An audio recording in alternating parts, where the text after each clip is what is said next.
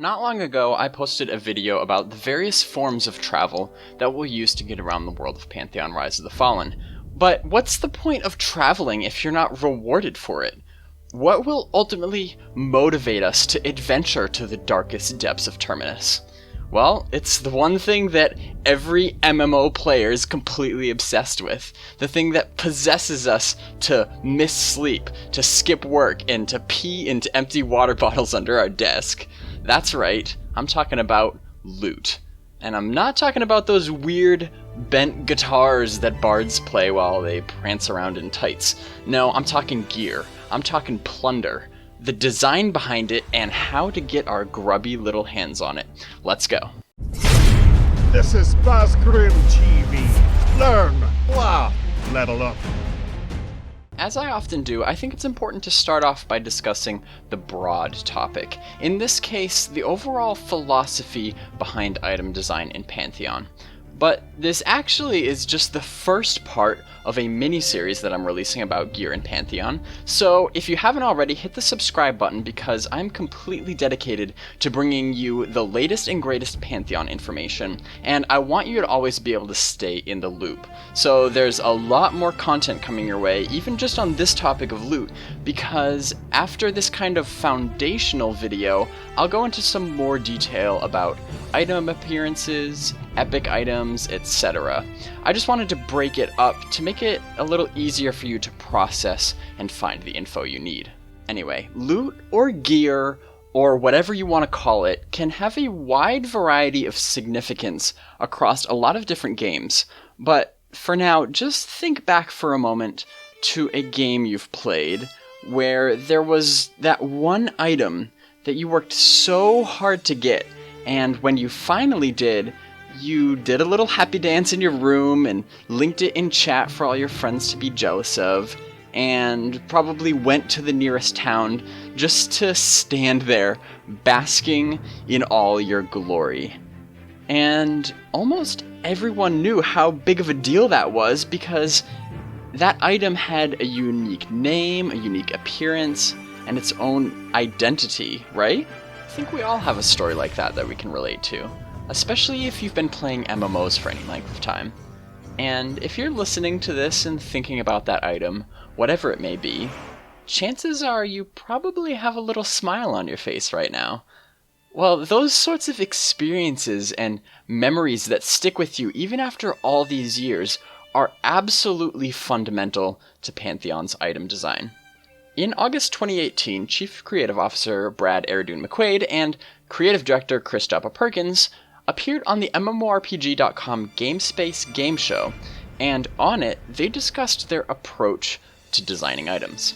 You know, and so itemization is it's really important, and especially in a game like this, where we're wanting to recapture that sense of items having that real iconic presence and kind of mystique about them. So when you hear that someone got it's an item that just went into the game. So again, for our pre-alpha testers, the Descendant's blade just went into the game, and that blade is available only in one place.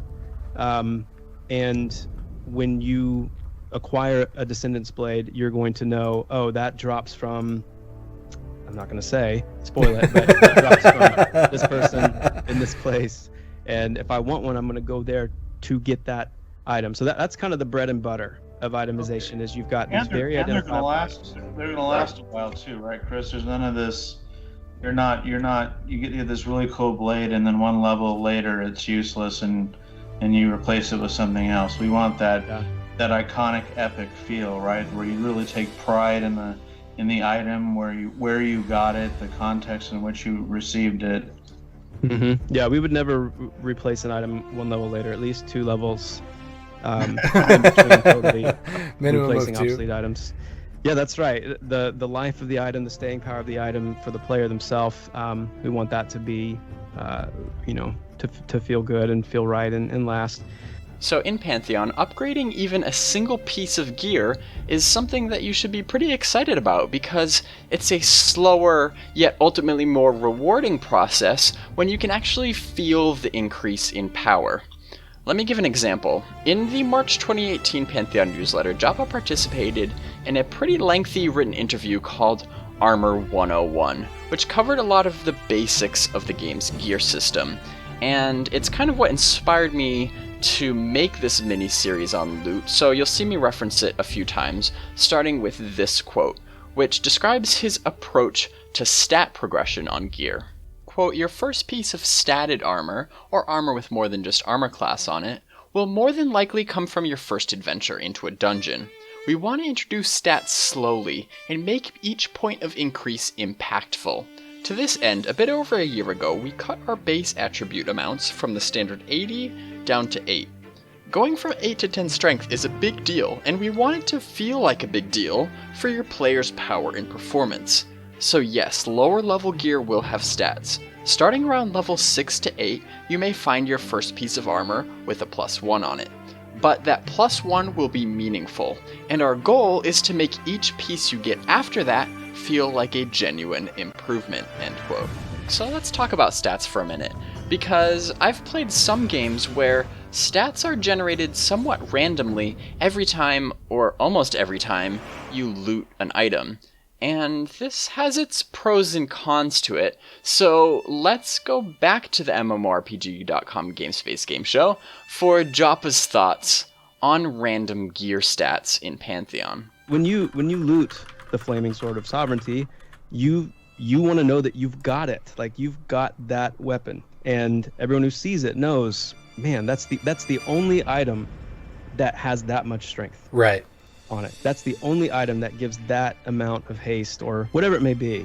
And for the lifetime of that item, that it kind of carves out that reputation for itself. And even down to the more mundane items, when you have the ability to RNG roll your stats, that alone starts taking things away from that recognizable, identifiable approach. And so that's not something that we're going to do. But in Pantheon, stats won't be the only thing to consider when deciding whether an item is worth keeping or not. There's a certain degree of horizontal progression as well, due to what the devs are calling situational gear. It's just one part of what is referred to on the website as the Pantheon difference. Quote, "In Pantheon, there often won't simply be a weapon or piece of gear that is the absolute best item for your character's class and level. Instead, many items will be more situational, and the player will need to ask himself, where am I? What am I going to fight next? And who in my group is what class, and what items do they have that may help defeat the next encounter? Items that protect against climates and atmospheres, or areas of extreme heat or cold, or disease, or absolute darkness, will often be important.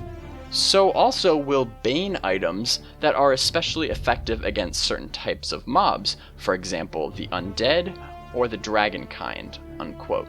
So it's clearly not just about what shield has the highest armor class. You'll likely want to hold on to several types of weapons and armor. This helps mitigate the quote-unquote best in slot syndrome that we see in a lot of games, where there really is only one item at a particular level that everyone of a certain class or archetype is trying to get. Back in Armour 101, Joppa gives an example of why it will help to know what types of areas you'll be adventuring in ahead of time, so that you can bring those different items necessary to overcome the unique obstacles.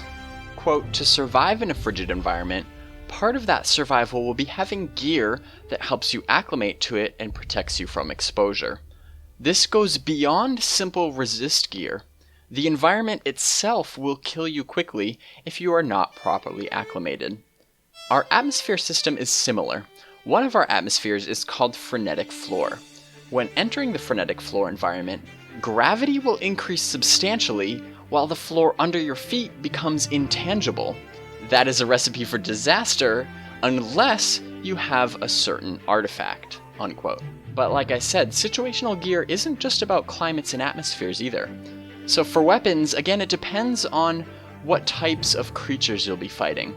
For example, you'll definitely need magic weapons to damage certain magic creatures, but if you're a melee class, you'll also probably want to carry a few different types of weapons, like slashing, crushing, and piercing, to counteract the different body types that mobs may have. Part of the combat system is paying close attention to the types of materials that your weapons are composed of and the types of enemies that you're fighting. The body type system. I know the snakes, the scale body type was in, and we didn't quite say anything about it earlier. I know that slashing weapons are at a bit of a penalty with scale. And bone. And bone. But maybe you could talk about that a little bit as we move through here, because we have certainly different body types. We have these cave crawlers that are more of a crystal. We've got the flesh, of the dwarves. We've got, some other things upcoming. But can you just speak a little bit about that first? I mean, you pretty much hit it on there. It's just certain body types can be countered by different materials. Like, there might be, and also by different attacking types. Like, you wouldn't want to use, say, maybe like a slashing weapon against slimes if you're familiar with like old like pen and paper systems, where you might actually end up splitting the enemies down into two entities and create a worse situation. Just having the right, like almost like rock paper scissors kind of thing, figuring out which weapons effectively do full damage or perhaps a little extra damage against certain material types. So how exactly are we going to be acquiring all this gear? Well, of course quests are one way, and crafting is another pretty standard option. Although it's worth mentioning that the devs have expressed their commitment multiple times to ensuring that crafted gear stays valuable throughout all stages of the game. And situational gear is a big part of that. A while back, I interviewed Corey Sathos Lefevre, who is the dev in charge of the crafting system, and if you're interested in that sort of thing, I'll provide a link to it. But probably the most common way to acquire gear is, unsurprisingly, just to loot it off dead things. But as it should be, you won't be getting a full set of armor just from killing bats, rats, and bears, oh my. But no matter what you're killing, there's always a small chance that it'll drop something interesting. I don't like the idea of being able to get some super rare, powerful, magical staff, let's say, off of a field rat. But what you will most likely see is a small chance for valuable, rare, if you will, items to drop that are more area specific, lore specific, zone specific, and creature specific. It could be that there's some kind of really rare material, maybe, that something like a field rat might drop, as opposed to, some crazy, sword. Whereas if you're fighting, just bandits or something, that it could be likely that you get something a little more weaponry or equipment related.